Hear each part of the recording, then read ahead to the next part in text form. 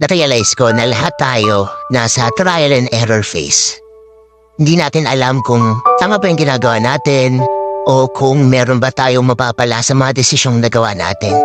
Yung realization na lahat tayo merong pinagdaraanan, na lahat tayo first time dito sa mga bagay na to, doon natin marirealize na lahat tayo pantay-pantay.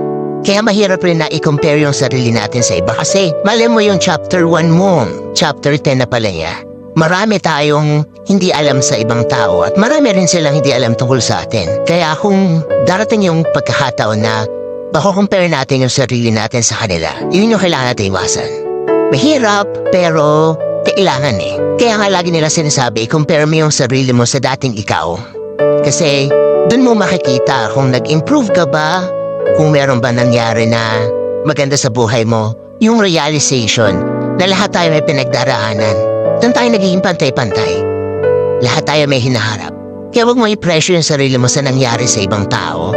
Kasi may sarili kang labang pinagdaraanan. May sarili kang path na tinatahak.